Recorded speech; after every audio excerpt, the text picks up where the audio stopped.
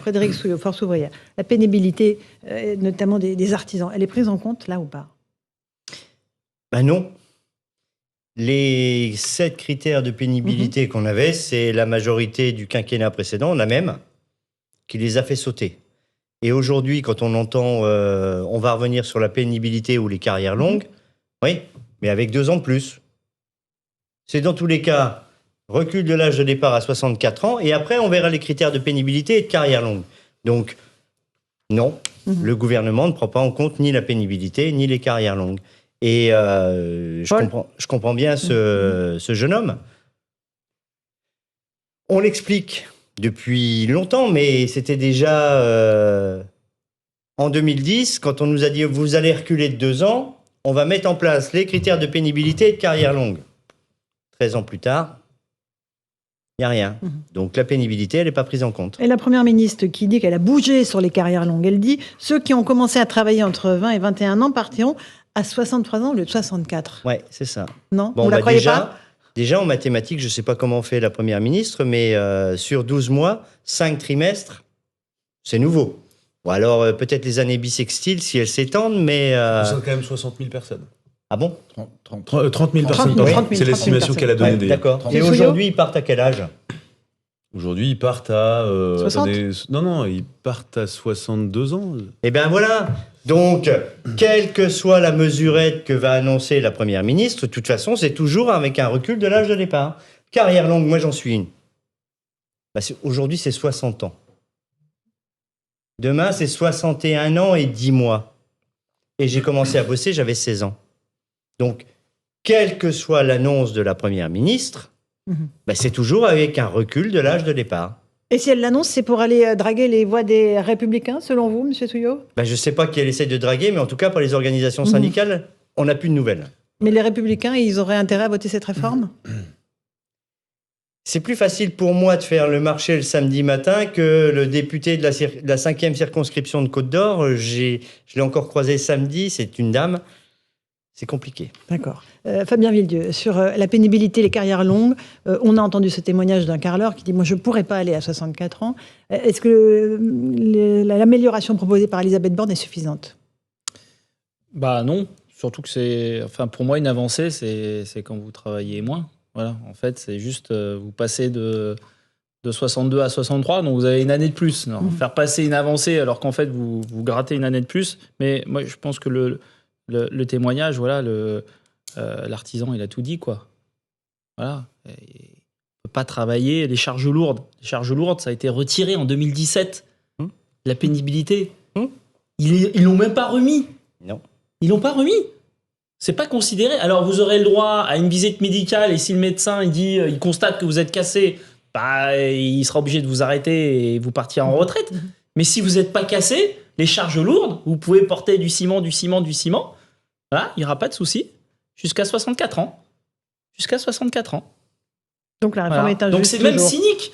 Ils auraient pu revenir. Ils auraient pu dire, bon, bah, en 2017, on s'est trompé. Les 4 critères de pénibilité, dont les charges lourdes, bah, finalement, on va les remettre. Non. Ils les ont pas remis. Ils ont juste dit, voilà, à 61 ans, tu feras une visite médicale. Et si le médecin il dit que tu es complètement inapte parce que tu es cassé par le travail, là seulement tu auras le droit. Mais si tu n'es pas cassé par le travail, eh ben, tu iras bosser jusqu'à 64 ans. C'est un peu cynique quand même. Et je trouve, c'est bien. En fait, ces témoignages, c'est tout ce qui donne de la force à la mobilisation. Parce qu'en vrai, alors il y a des endroits où effectivement, je conçois, on peut avoir des boulots qui sont pas hyper... mais il y a plein d'endroits où les métiers sont pénibles, et pas uniquement physiquement. Et les gens, ils ne veulent pas, ils ne peuvent pas, ils ne sentent pas, parce qu'ils ont un stress de dingue, parce que physiquement, ils sont cassés, parce qu'il y a une pression, voilà. Et ils arrivent déjà même pas à se projeter à 62 ans.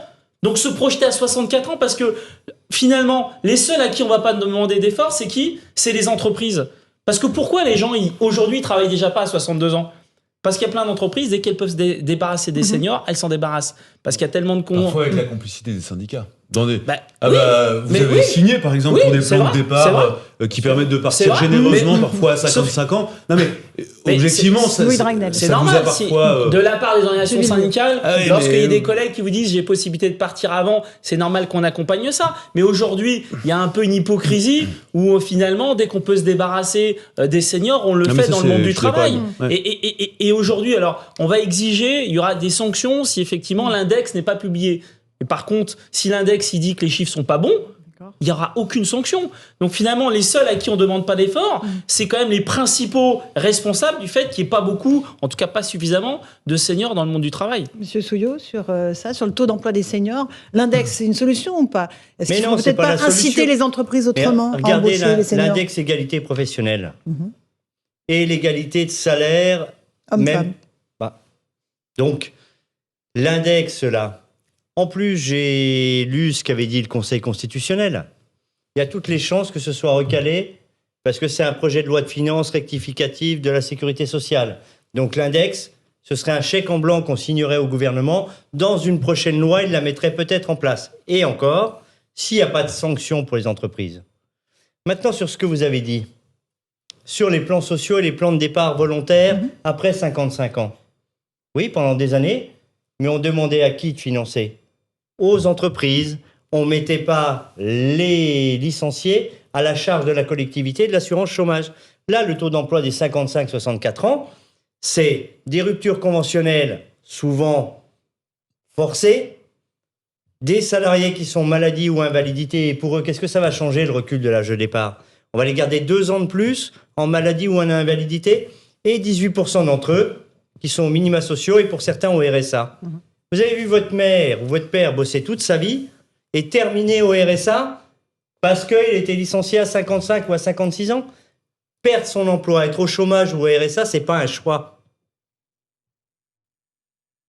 On est licencié, c'est pas un choix. Louis Dragnel. Non, je crois que tout le monde est à peu près d'accord avec vous là-dessus. La question, c'est que tout le monde n'est pas dans la situation terrible que vous décrivez. Il y a aussi des gens qui peuvent travailler un peu plus longtemps. Je voulais vous poser à tous les deux la même question. Est-ce que vous pouvez me citer un travail qui n'est pas pénible? Qu'est-ce qui Allez-y, est pas monsieur pénible? Souillot. Non, mais ça m'intéresse. Secrétaire général de Force ouvrière. Mais vous avez bossé avant. Moi, Ah oui, Vous oui. avez- Oui, oui.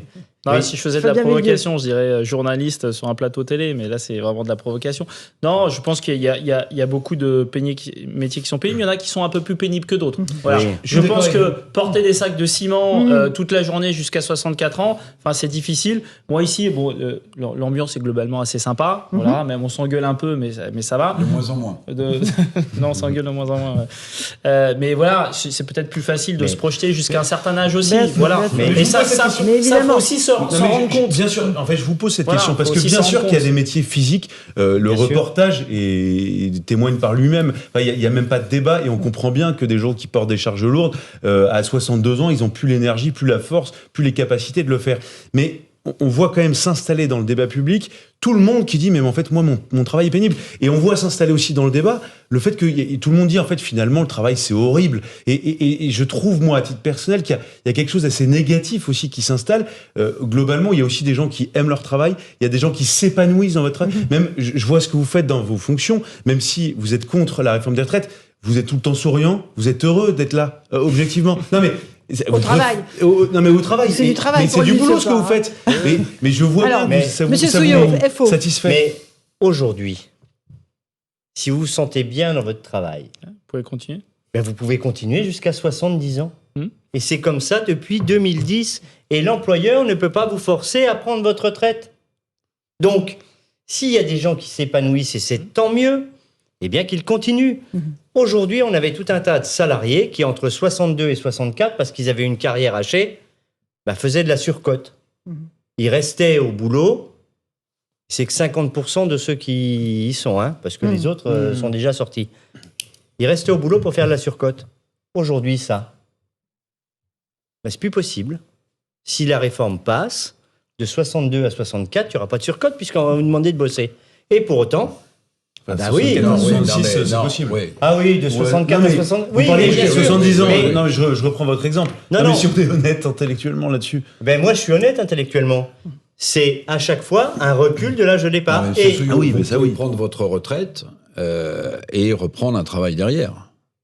Ça existe. Oui, ça existe, bien Ça sûr. existe. Alors, vous cotisez à vide parce qu'évidemment, vous avez pris votre retraite. Et avec donc la loi, vous ne cotisations- cotiserez plus à vide. Alors, vous ne cotiserez plus à vide Oh, avec non, la non, loi. Non. Si, sous certaines oui, conditions. Oui, oui, Si oui, vous partez à temps oui, plein, oui, il faut être il y a des intellectuel. conditions. Vous avez raison. Non, mais Il y a des conditions.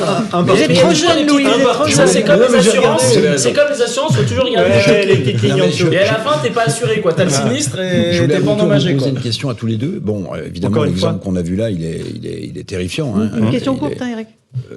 Oui, ça y est, voilà. Non, allez-y. Non, alors, en fait, il y a toutes les carrières pénibles, évidemment, mais moi, je trouve qu'il manque quelque chose dans le droit social français, que connaissent d'autres pays, c'est la santé au travail, la santé des travailleurs. Je trouve que les entreprises, alors ça ne gommera pas les carrières pénibles, mais est-ce qu'elles ne devraient pas faire un effort supplémentaire pour veiller. C'est quoi le contact aujourd'hui? C'est le médecin du travail. Bon. Mais est-ce qu'on ne devrait pas mettre en place une politique en amont pour veiller à la santé des travailleurs? Monsieur Souillot. Écoutez, là, dans l'agenda autonome, on négocie un accord accident du travail, maladie professionnelle, pour parler de prévention plutôt que de réparation. Bon, je suis faux alors. Et ben voilà. Mais vous pouvez... On négocie ça. progressivement, je crois qu'il va finir syndicaliste, Eric Mais Revel. on négocie ça pourquoi?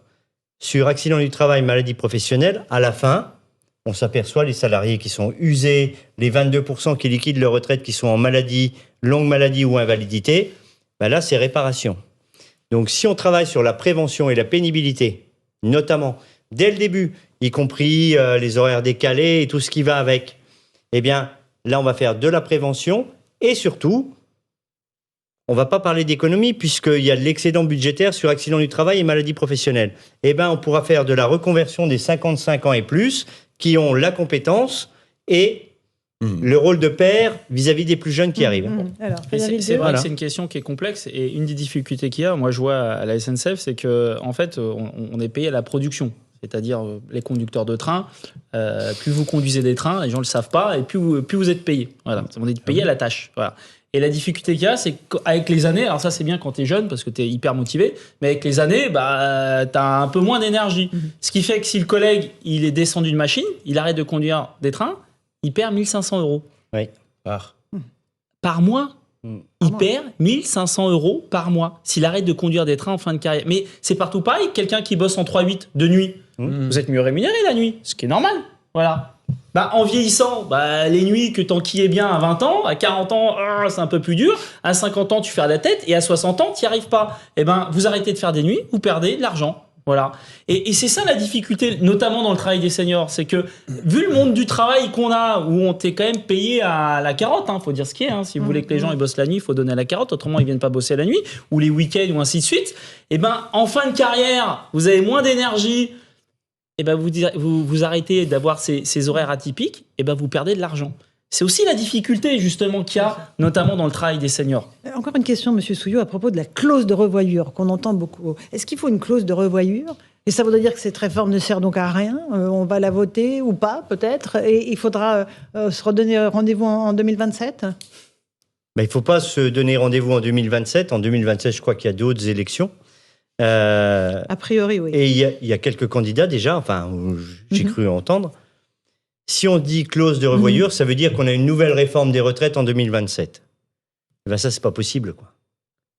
Faut retirer celle-ci, ouvrir des négociations sur l'équilibre et la justice, parce que là, cette réforme, elle est tout sauf juste, elle est injuste et brutale. Il n'y a pas d'autre sujet. Et discuter maintenant de l'égalité. Mais sur l'égalité entre les hommes et les femmes, puisque si demain, il y avait égalité de salaire, à travail égal, salaire égal, c'est 6 milliards de plus dans les caisses.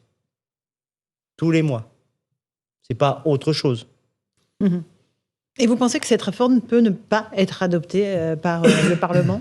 Alors écoutez, je disais que c'était pas un métier pénible, secrétaire général de Force ouvrière, mais en plus on y est enthousiaste et optimiste, et je ferais autre chose si je pensais qu'on pouvait pas arriver à faire reculer le gouvernement. Et c'est la mobilisation de la rue qui peut le faire reculer? Mais nous allons gagner, oui, par la mobilisation. Fabien Villedieu? Moi, j'en suis persuadé. Si les gens jouent le jeu, s'ils se mobilisent, et je vois pas, pour l'instant, ça marche plutôt bien, voilà, le gouvernement, il n'aura pas le choix, il reculera. Après, c'est sûr, si les gens ils restent devant leur téléviseur et ils se mobilisent pas, bah, pourquoi ils retireraient sa loi? Voilà, il n'y a aucun intérêt. Mais aujourd'hui, on s'achemine pas vers ça. On a 2 rendez-vous demain et samedi. Je pense que aussi bien demain et samedi, ça va être un raz-de-marée. Je ne peux même pas imaginer que le gouvernement ne prenne pas en compte tout ça. Enfin, il y a un moment donné, il faut être raisonnable, quoi. Il faut être raisonnable. Il faut écouter la population. Parce que si on ne l'écoute pas, enfin, les gens, ils deviennent fous, quoi. À force de manifester, de venir dans des... Et que personne vous écoute, enfin, les gens, ils vont devenir dingues. Donc, oui, soyons raisonnables, écoutons la population. Louis Dragnel, c'est un scénario envisageable que l'Assemblée, puis le Sénat, puis l'Assemblée ne votent pas ce texte ? Alors, de toute façon, ça peut se produire, évidemment, mais le gouvernement a cette possibilité d'actionner l'article 49.3 de la Constitution, ce qui serait quand même un aveu d'échec, même d'impuissance politique terrible, parce que le gouvernement a essayé de la porter à bout de bras, cette réforme, a essayé de convaincre un peu tout le monde, bon, avec un succès plus que mitigé, puisque globalement, ça ne convainc pas les Français. Ce débat en témoigne. Et donc, en fait, ça voudrait... utiliser l'article 49.3, c'est vraiment l'article... C'est aussi le moyen le plus brutal qui existe. Et donc, je pense que, paradoxalement, si le gouvernement devait utiliser l'article 49.3, là, pour le coup, dans la rue, ça mobiliserait encore plus de Français qui ne supporteraient pas cette manière de faire, parce que là, c'est plus que du passage en force. Mais, écoutez, pour l'instant, on n'en sait rien, et le gouvernement espère toujours une adoption sans 49.3. Éric Revel, le pire, ce serait une majorité de 2-3 voix oui, à positives. l'Assemblée nationale, mais je trouve qu'il y a un problème d'échelle en ce moment. C'est-à-dire que, vous vous souvenez, le quoi qu'il en coûte, c'est 300 milliards. Bon, il le fallait. Hein. La révolte des Gilets jaunes, c'était au plus fort 300 000 personnes, je crois. Hein, alors, avec des actes violents. Ce que je veux dire par là, c'est que quand vous avez une mobilisation majeure, comme c'est le cas aujourd'hui, le risque aussi, c'est pas souhaitable, hein, mais le risque aussi, c'est que quand vous avez 300 000 personnes dans la rue, à l'époque des Gilets jaunes, et que vous lâchez, ce qui était le cas du président de la République, 19 ou 20 milliards d'euros, quand vous avez 1 million de personnes dans la rue, le danger, c'est que, évidemment, ils ne soient pas écoutés, ces gens dans la rue, et que donc, ça puisse aussi susciter des mouvements peut-être plus violents et moins pacifiques. Et ça, c'est un risque. Monsieur Souillot et Monsieur Villedieu. Le risque, il est comme à chaque mobilisation. Aujourd'hui, les organisations syndicales, on entoure, on encadre nos militants et tous ceux qui veulent manifester. Maintenant, si le gouvernement n'entend pas, la radicalisation, elle se fera d'abord par la grève et le blocage de l'économie du pays. Quoi qu'on dise les uns ou les autres, si le gouvernement n'entend pas, c'est comme ça que ça terminera. Fabien Villedieu. Mais oui, parce qu'il y a des prises de conscience collectives qui se font. Rappelez-vous, il y a 15 jours, 3 semaines, je venais ici, vous disiez alors, vous voulez bloquer la France ? Moi-même, j'étais un peu embêté. Non, je veux pas bloquer, je veux faire grève. Voilà, c'était un peu de la sémantique, mais j'étais un peu sur le recul. Voilà. Maintenant, oui, je vous dis, il faut bloquer. Et pourquoi je vous dis qu'il faut bloquer ? Parce qu'il y a 60% des Français qui disent qu'il faut bloquer. Parce qu'ils ont compris que tu fais une manif, on t'écoute pas. Tu fais une deuxième manif, on t'écoute pas. Bon, au bout d'un moment, les gens ils disent c'est quoi ce bordel ? Oui, il faut bloquer. Donc il faut bloquer, mais après les vacances scolaires. Et si ça continue comme ça, dans 3 semaines, c'est les gens qui vont dire oui, quand est-ce que vous partez en grève reconductible ? Parce que si vous refaites des démonstrations de force, une manif le samedi, et que vous faites la démonstration qu'en face, personne ne vous écoute pas, que les gens ne vous écoutent pas, et c'est les gens qui vont dire... Mais blocage après les vacances scolaires ? Pas pendant les vacances scolaires, si j'ai bien compris ? Moi, ce que je peux vous dire, c'est que nous, à Sudrail, on porte la question de la grève reconductible, et il y aura la grève reconductible, on espère, avec d'autres secteurs. La question, c'est pas est-ce qu'on va le faire ou pas le faire, la question, c'est quand. Voilà. Donc, aujourd'hui, on a un débat, je vous le dis, je suis honnête avec vous. Moi, si on me demande mon avis personnel, je dirais plutôt après les vacances scolaires. Voilà, on ne tombe pas dans le piège de l'opinion publique. Mais par contre, après les vacances scolaires, je pense qu'il faudra le faire. Et je pense que la population sera d'accord avec nous. Monsieur Souillot, pareil ? Et nous, on discute en intersyndicale confédéré. Pour l'instant, on a mardi et samedi. Et après, on verra. Et après, on discutera de stratégie. Et puis vous reviendrez sur le plateau de Punchline.